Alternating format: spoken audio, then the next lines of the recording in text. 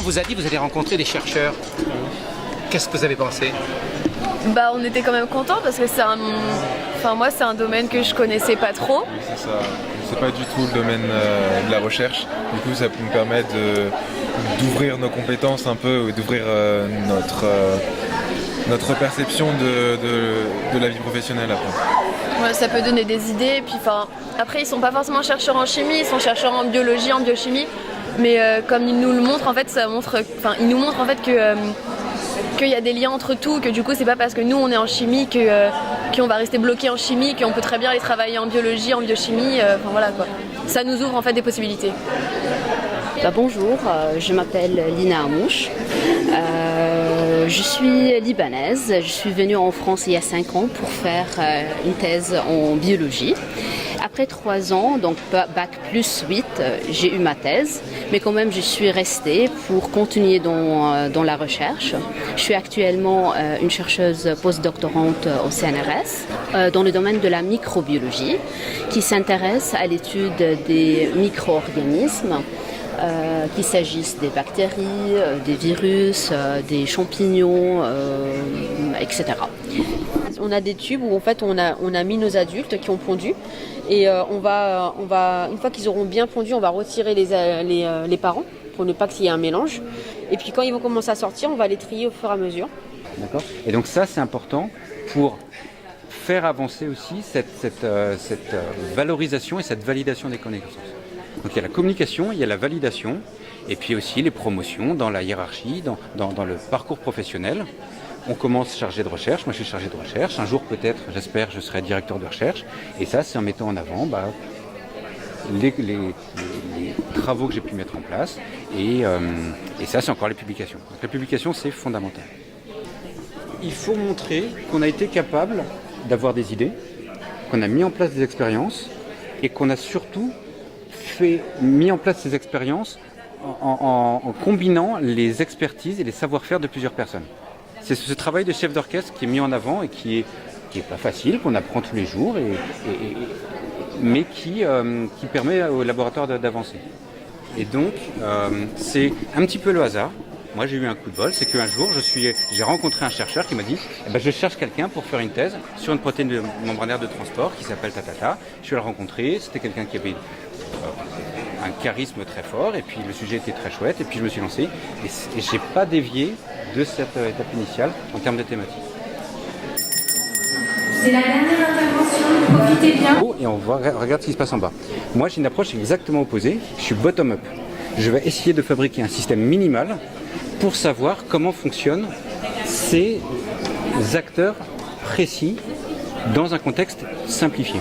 Et dans mon laboratoire, en fait, on fait de la recherche fondamentale et on essaie de comprendre comment l'infection fonctionne. Mais moi, pour mon projet de thèse que je viens de commencer cette année, j'essaie de comprendre le lien entre l'infection avec Chlamydia trachomatis et le métabolisme de la cellule. On se dit on n'a plus rien à dire, mais comme c'était clair, et on n'a pas de questions. C'était clair? Oui. Là, je suis ingénieure, mais j'ai quand même peut-être pour but de faire une thèse. Et pour le coup, moi j'aimerais bien mêler à la fois le privé et le privé et l'académique, c'est ça, donc le privé et le public, ouais. Et pour le coup, il y a moyen de faire ça avec une bourse CIFRE, c'est un financement. Et donc du coup, je trouve qu'il faut toujours avoir une longueur d'avance. Comme vous le faites, c'est vrai que c'est pas mal de voyager pendant vos études. Ça va vous permettre de faciliter votre entrée après dans la vie active. Moi, c'est ce que j'ai fait. Déjà, le fait d'avoir aussi une pratique scientifique un peu de la langue. Ouais. Parce que c'est vrai que là, on est en France, etc. On n'a pas forcément l'occasion déjà de pratiquer la langue à part en cours, et c'est pas non plus une pratique hyper intensive. Et de développer aussi du vocabulaire scientifique, ça peut être un vrai avantage aussi. Sachant que toute la science, toutes les publications, elles sont faites en anglais. Voilà. C'est un vrai avantage. Et puis aussi sur un CV, ça fait carrément cool de voir qu'on est parti en stage à Sydney, quoi. Et la mention européenne sur le... Ouais, on a une mention européenne aussi sur notre diplôme. Et je pense que les recruteurs, eux, ce qu'ils voient, c'est d'accord, cette personne-là, elle a été au Canada, elle a été en Australie.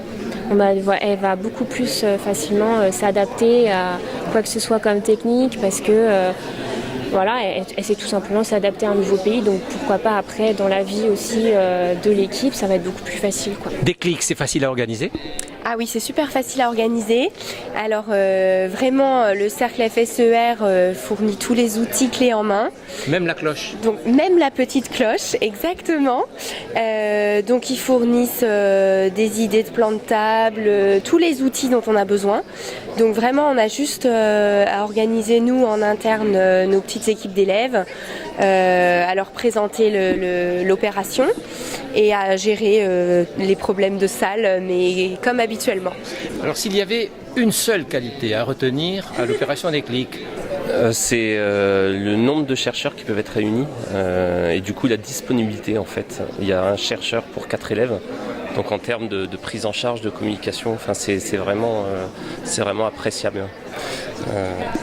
J'aurais dit la même chose évidemment. Donc on va dire la facilité d'organisation, quoi. C'est vraiment incroyable de pouvoir organiser ça en si peu de temps, voilà, avec une équipe qui a l'air bien rodée. Et puis moi ce qui m'intéressait aussi c'était l'échange en anglais, puisqu'on doit aussi les initier à la communication scientifique en anglais, donc c'est parfait. Pourquoi vous avez accepté de rencontrer des lycéens dans cette opération Déclic? Du coup, c'est parce qu'en fait, quand on est dans le laboratoire, on va travailler des heures par jour, le nez dans nos pipettes, dans nos solutions, et c'est difficile des fois de se rappeler de pourquoi nous on a choisi de faire de la science. C'est très difficile. Donc de venir parler comme ça aux lycéens, ça permet vraiment de retrouver cette étoile un peu dans les yeux des gens, et vraiment nous de prendre du recul par rapport à ce qu'on fait. Comme là, j'ai amené une poupée et j'ai résumé 4 ans de ma vie avec une poupée. Donc c'est pour ça que c'est très utile. Ces étoiles, vous les avez vues dans les yeux des lycéens? Oui, je les ai vues et j'ai vu peut-être la naissance de nouvelles étoiles. Certains m'ont dit qu'ils voulaient faire de la recherche, etc. Donc c'était important pour moi aussi de transmettre mon parcours, parce que comme eux, j'ai commencé avec un IUT, comme un BTS, donc très technique, et je finis par faire de la recherche. Donc c'était mon message aujourd'hui, qu'il ne faut pas hésiter à pousser des portes auxquelles on n'a pas l'impression d'avoir le droit, parce que si on a le droit, on peut y arriver. J'étais confrontée quand j'étais élève à ne pas savoir comment faire ce que je voulais faire. Vous vouliez faire quoi? Je voulais travailler dans la biologie, porter une blouse, travailler dans un laboratoire, mais je ne savais pas comment. Je ne savais pas où aller, je ne savais pas comment faire ça. Et je me suis dit, si j'avais eu des gens qui étaient venus dans mon lycée m'expliquer comment faire de la recherche, je n'aurais peut-être pas fait un DUT, j'aurais peut-être fait autre chose autrement, plus vite, parce que finalement j'ai un peu perdu de temps à faire un DUT.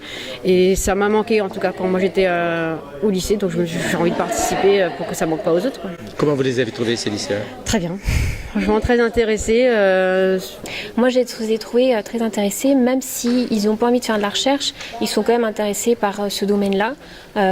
Et donc voilà, c'est quelque part, voilà, c'est cool, c'est une ouverture d'esprit aussi. Bonjour Jean-René Win. Bonjour Claude. Tu es chercheur au Collège de France? Je suis chercheur au Collège de France, oui. Je travaille sur la drosophile et sur plus particulièrement la formation de l'œuf chez la droso. Comment est-ce qu'on cette cellule unique arrive à développer un organisme entier? Et tu diriges un labo de recherche avec une équipe de chercheurs? Exactement. On est une dizaine de chercheurs maintenant, du CNRS, de l'INSERM, des postdoctorants aussi et des ingénieurs. Alors, tu as amené une partie de ton équipe au lycée Pierre-Gilles de Gênes aujourd'hui. Et pourquoi tu les as amenés? Je les ai amenés pour qu'ils se présentent aux étudiants et que les étudiants soient comme ça au contact des chercheurs, qui voient que les chercheurs existent vraiment déjà et qu'il y a une diversité de personnes qui travaillent dans la recherche, qu'il n'y a pas qu'un seul type de métier, qu'il n'y a pas que les chercheurs, que c'est un travail d'équipe. Et pour moi, c'est important de montrer toutes les différentes facettes du métier de chercheur. Tu as rencontré un certain nombre de lycéens, donc des adolescents. Ici, je crois que ce sont des étudiants de BTS en chimie.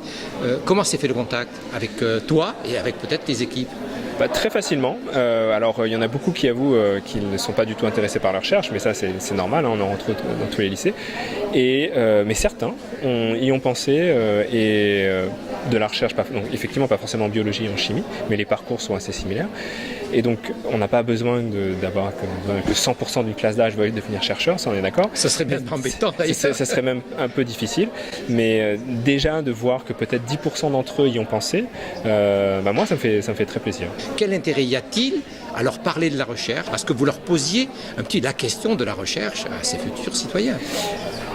Justement parce que ce sont des citoyens et que moi je suis tout à fait conscient qu'une très grande partie de notre recherche est financée par les citoyens.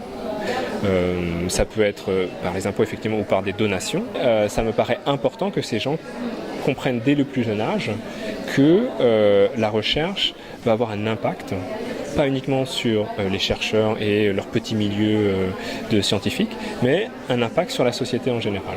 Et donc, montrer à quel point, dans notre cas, la recherche en drosophile a pu être récompensée par de nombreux prix Nobel, montre que cet impact est reconnu au niveau de la société.